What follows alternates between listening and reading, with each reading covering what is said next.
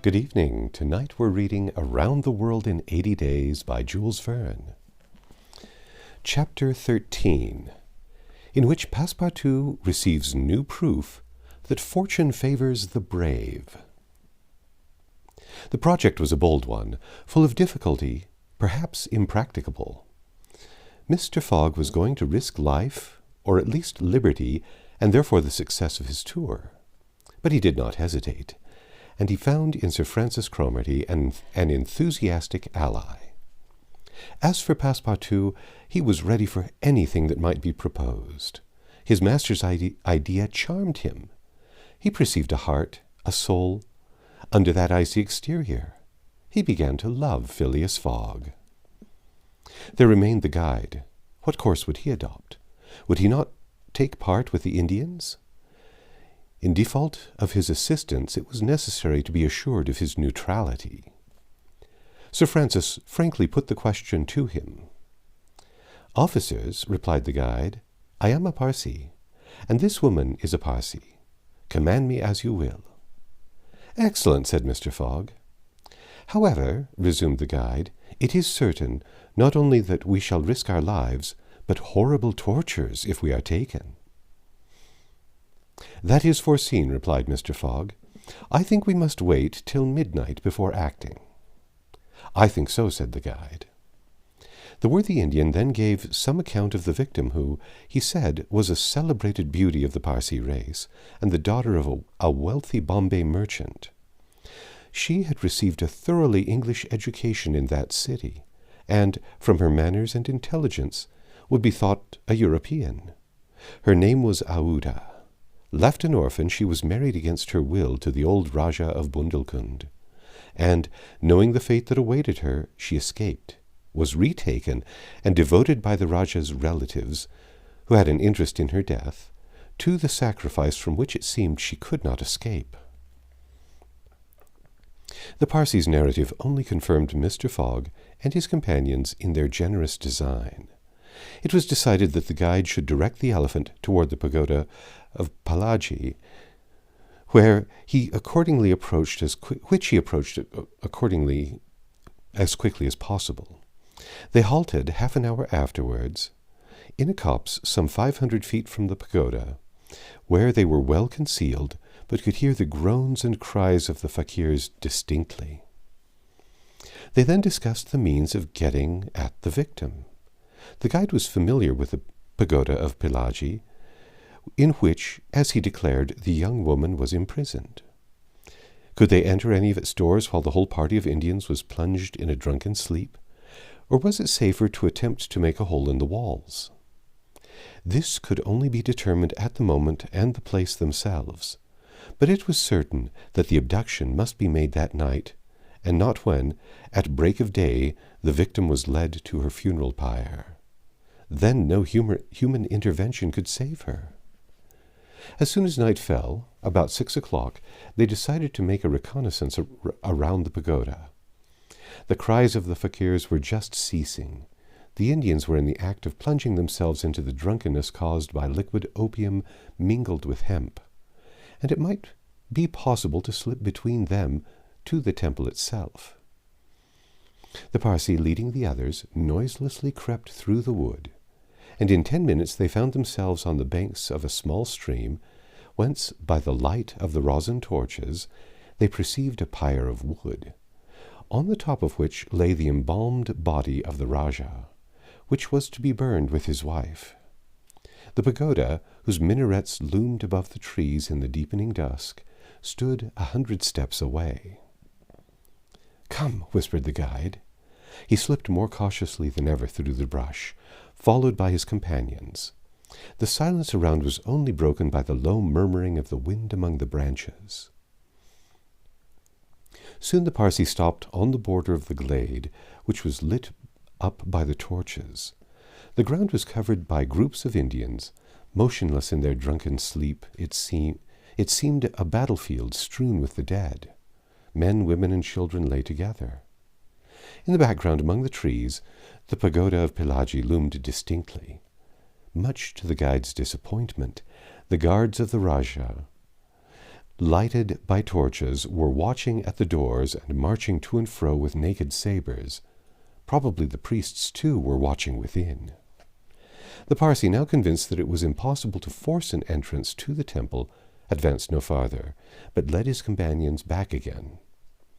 Phileas Fogg and Sir Francis Cromarty also saw that nothing could be attempted in that direction. They stopped and engaged in a whispered colloquy. "It is only 8 now," said the brigadier, "and these guards may also go to sleep." "It is not impossible," returned the Parsee. They lay down at the foot of a tree and waited. The time seemed long. The guide ever and anon left them to take an observation on the edge of the wood, but the guards watched steadily by the glare of the torches, and a dim light crept through the windows of the pagoda. They waited till midnight, but no change took place among the guards, and it became apparent that their yielding to sleep could not be counted on. The other plan must be carried out. An opening in the walls of the pagoda must be made. It remained to be ascertained whether the priests were watching by the side of their victim as assiduously as were the soldiers at the door. After a last consultation, the guide announced that he was ready for the attempt and advanced, followed by the others. They took a roundabout way so as to get at the pagoda on the rear. They reached the walls at about 12:30 without having met anyone. Here there was no guard, nor were there either windows or doors. The night was dark. The moon, on the wane, scarcely left the horizon and was covered with heavy clouds. The height of the trees deepened the darkness. It was not enough to reach the walls. An opening in them must be accomplished, and to attain this purpose the party had only their pocket knives. Happily, the temple walls were built of brick and wood, which could be penetrated with little difficulty. After one brick had been taken out, the rest would yield easily. They set noiselessly to work, and the Parsee on one side and Passepartout on the other began to loosen the bricks so as to make an aperture 2 feet wide. They were getting on rapidly when suddenly a cry was heard in the interior of the temple, followed almost instantly by other cries replying from the outside. Passepartout and the guide stopped. Had they been heard? Was the alarm being given? Common prudence urged them to retire, and they did so, followed by Phileas Fogg and Sir Francis.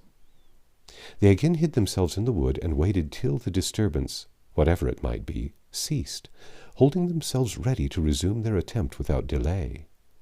But, awkwardly enough, the guards now appeared at the rear of the temple, and there installed themselves in readiness to prevent a surprise. It would be difficult to describe the disappointment of the party, thus interrupted in their work. They could not now reach the victim. How then could they save her? Sir Francis shook his fists. Passepartout was beside himself, and the guide gnashed his teeth with rage. The tranquil Fogg waited, without betraying any emotion. "We have nothing to do but go away," whispered Sir Francis. "Nothing but to go away," echoed the guide. "Stop," said Fogg. "I am only due at Allahabad tomorrow before noon." "But what can you hope to do?" asked Sir Francis. "In a few hours it will be daylight, and the chance which now seems lost may present itself at the last moment." Sir Francis would have liked to read Phileas Fogg's eyes. What was this cool Englishman thinking of? Was he planning to make a rush for the young woman at the very moment of the sacrifice, and boldly snatch her from her executioners? This would be utter folly, and it was hard to admit that Fogg was such a fool.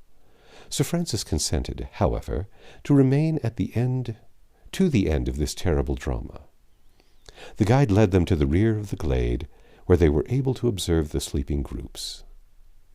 Meanwhile, Passepartout, who had perched himself on the lower branches of a tree, was resolving an idea which had at first struck him like a flash, and which was now firmly lodged in his brain. He had commenced by saying to himself, "What folly!" And then he repeated, "Why not, after all? It's a chance, perhaps the only one, and with such sots. Thinking thus, he slipped, with the suppleness of a serpent, to the lowest branch, the ends of which bent almost to the ground. The hours passed, and the lighter shades now announced the approach of day, though it was not yet light. This was the moment. The slumbering multitude became animated. The tambourines sounded. Songs and cries arose. The hour of the sacrifice had come. The doors of the pagoda swung open, and a bright light escaped from its interior, in the midst of which Mr. Fogg and Sir Francis espied the victim. She seemed, having shaken off the stupor of intoxication, to be striving to escape from her executioners. Sir Francis's heart throbbed, and convulsively seizing Mr. Fogg's hand, found in it an open knife. Just at this moment the crowd began to move. The young woman had again fallen into a stupor caused by the fumes of hemp, and passed among the fakirs, who escorted her with their wild religious cries. Phileas Fogg and his companions, mingling in the rear ranks of the crowd, followed, and in 2 minutes they reached the banks of the stream, and stopped 50 paces from the pyre, upon which still lay the Rajah's corpse. In the semi-obscurity they saw the victim, quite senseless, stretched out beside her husband's body. Then a torch was brought, and the wood, heavily soaked with oil, instantly took fire. At this moment Sir Francis and the guide seized Phileas Fogg, who, in an instant of mad generosity, was about to rush upon the pyre. But he had quickly pushed them aside, when the whole scene suddenly changed. A cry of terror arose. The whole multitude prostrated themselves, terror-stricken, on the ground. The old Rajah was not dead, then, since he rose of a sudden, like a spectre, took up his wife in his arms, and descended from the pyre in the midst of the clouds of smoke, which only heightened his ghostly appearance. Fakirs and soldiers and priests, seized with instant terror, lay there with their faces on the ground, not daring to lift their eyes and behold such a prodigy. The inanimate victim was borne along by the vigorous arms which supported her, and which she did not seem in the least to burden. Mr. Fogg and Sir Francis stood erect. The Parsi bowed his head, and Passepartout was, no doubt, scarcely less stupefied. The resuscitated Rajah approached Sir Francis and Mr. Fogg, and in an abrupt tone said, "Let us be off." It was Passepartout himself, who had slipped upon the pyre in the midst of the smoke, and, profiting by the still overhanging darkness, had delivered the young woman from death. It was Passepartout who, playing his part with a happy audacity, had passed through the crowd amid the general terror. A moment after, all 4 of the party had disappeared into the woods, and the elephant was bearing them away at a rapid pace. But the cries and noise, and a ball which whizzed through Phileas Fogg's hat, apprised them that the trick had been discovered. The old Rajah's body, indeed, now appeared upon the burning pyre, and the priests, recovered from their terror, perceived that an abduction had taken place. They hastened into the forest, followed by the soldiers, who fired a volley after the fugitives, but the latter rapidly increased the distance between them, and ere long found themselves beyond the reach of the bullets and arrows. That's the end of Chapter 13. Come back tomorrow, and we'll read Chapter 14.